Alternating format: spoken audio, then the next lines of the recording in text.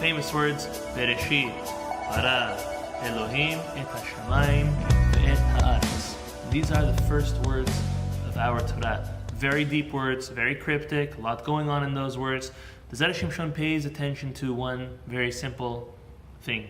And he asks the question, if we look at the letter of the alphabet the Torah starts with, it is not the first. It's actually the second letter, Bet, Bereshit, starts with Bet. So why does the Torah not start with Aleph? The beginning should be with the Aleph. When we start a book, do we start on page 2 or 3? No, we start on page 1. So why did the Torah start with a Bet? He starts off by bringing a midrash. And the midrash says that the Torah started with the letter Bet to show you that one who's involved in Torah, one who learns Torah, they will have blessing. Bet corresponding to Beracha, and the Torah and the world and the purpose of creation, for that matter, was all in order to bestow blessing and Beracha. He sells stills. So let that be another word. Is that the most important thing about the whole Torah, Beracha? Let it be something else. So he says this, and he continues, and he's not the only one that says this. The Baal HaTurim says this, amongst others. The last letter of the first 3 words spells out the word Emet, which starts with Aleph. Right? Bereshit with a Taf. Bara has an Aleph. Elokim ends with a Mem. So that has the 3 letters of Emet. So he says, even if you said the Torah should have started with the Aleph, with the word Emet, it's hidden in there. You have the word Emet, which starts with Aleph, as the last letter of the first 3 words of the Torah to fulfill your wanting of the letter Aleph. And the Zera Shimshon says, that's still not good. I don't get it.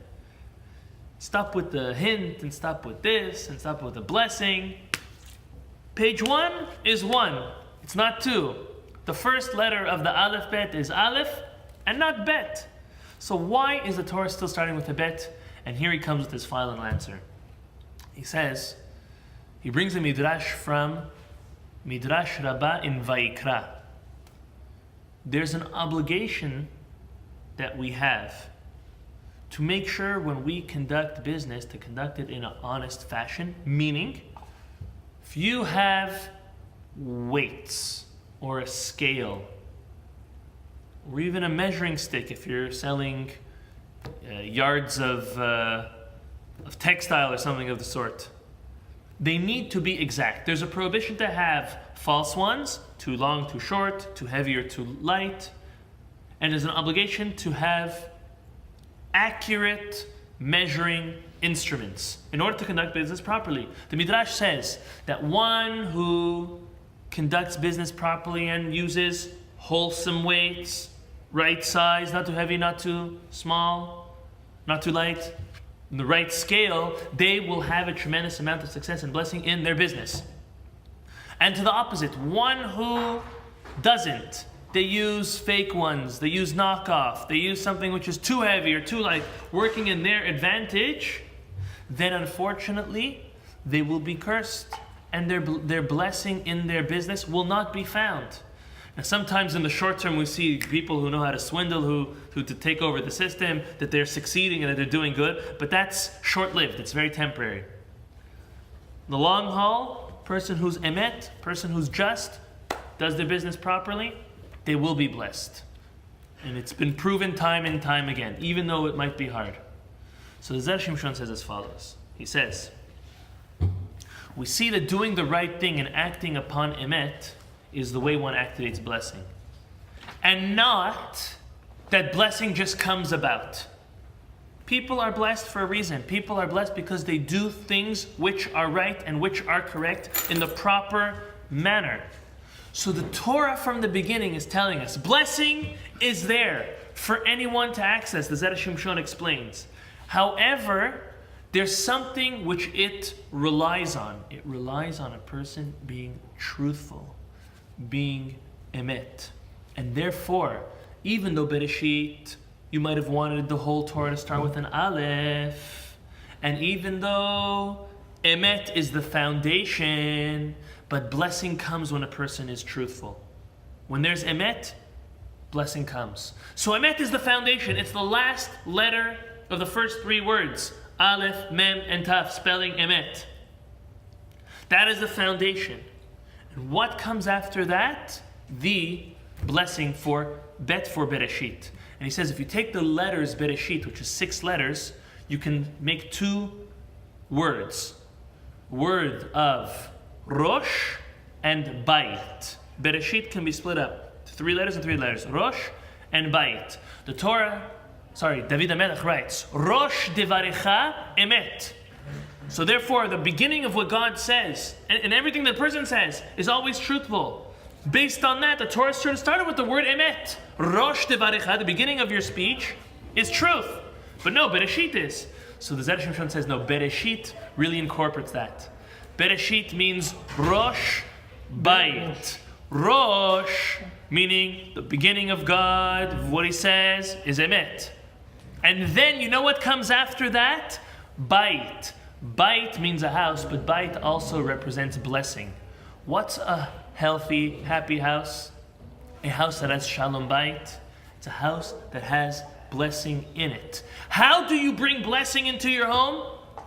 By being truthful, by being emet. So the word Bereshit is a greater word to start the Torah than emet, the Zera Shimshon says. Because emet, you would have thought that that's all that matters. It's true, that's all that matters. But you know what emet brings about?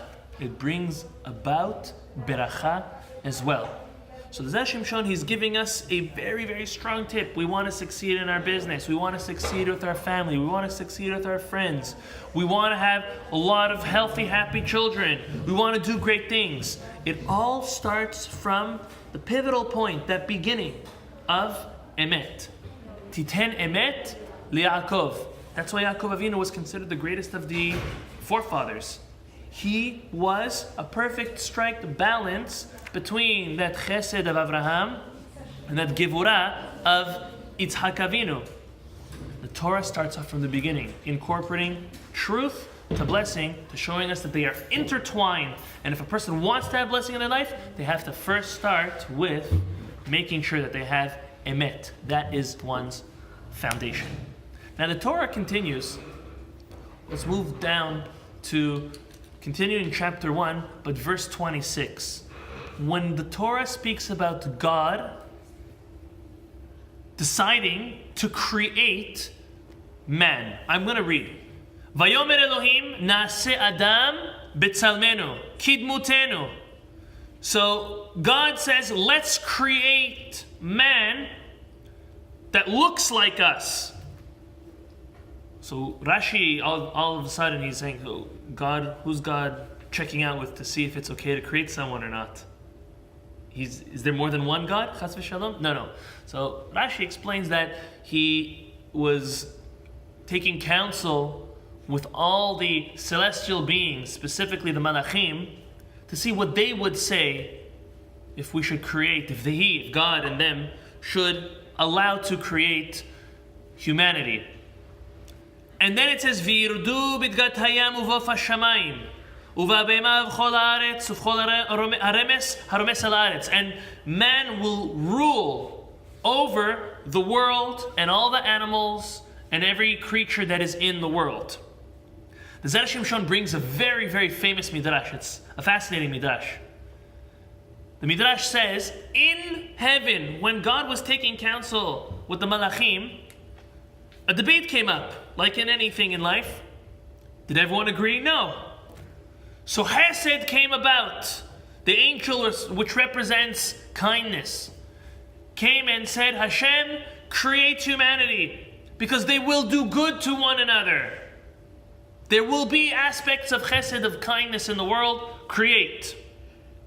Comes Emet, the malach responsible for truth, and say, do not create humanity because human beings are liars.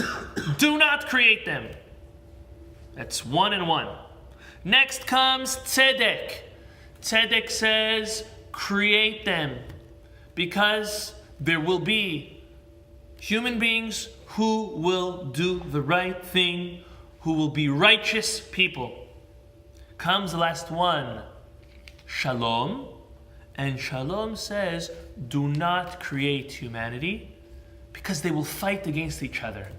So we have 2 and 2. On one side we have Chesed and Tzedek saying, create. That's kindness and justice saying, create humanity. On the other hand, we have truth and peace saying, do not, because they will be liars and they will be fighters. Comes Hashem, and he takes the midah of emet. He takes the malach, which is responsible for truth, and throws him down into the world while he was creating humanity. This is what the Midrash says. So Zera Shimshon says, I don't understand this Midrash. Besides for it being fascinating, what does it mean that God takes truth and throws it in? And furthermore, if he's going to throw in truth who opposed, why didn't he throw in peace who opposed as well? Either way, it doesn't make sense. Don't throw any of them and create them anyways, or throw both of them in. Why was truth thrown in and peace not? So the Zera Shimshon explains that for peace, there's an answer. He came and said, don't create humanity because they're going to be fighting versus one another. Tzedek can answer to that. Justice. Why? They'll be summoned to a court of law. They'll present their cases. And then the truth will be, not really the truth, but whatever happened is going to come to a conclusion. That will put the fighting to an end, at least for the most part. But truth, there's no answer to truth. For a liar can come to court and be completely convinced with their story, even if it's a complete lie.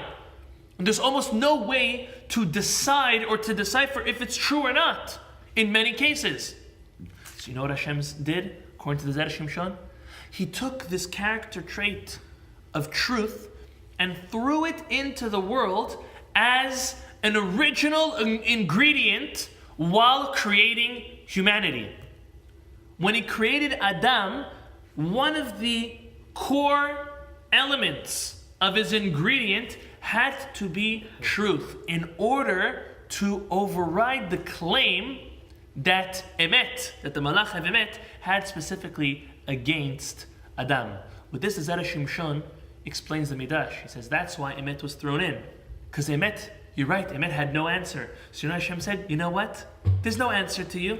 Let's throw you in and put you as a ingredient for the creation of humanity. So what we learned right at the beginning by Bereshit, as well as now by the creation of mankind, that being truthful is sometimes one of the hardest things to do.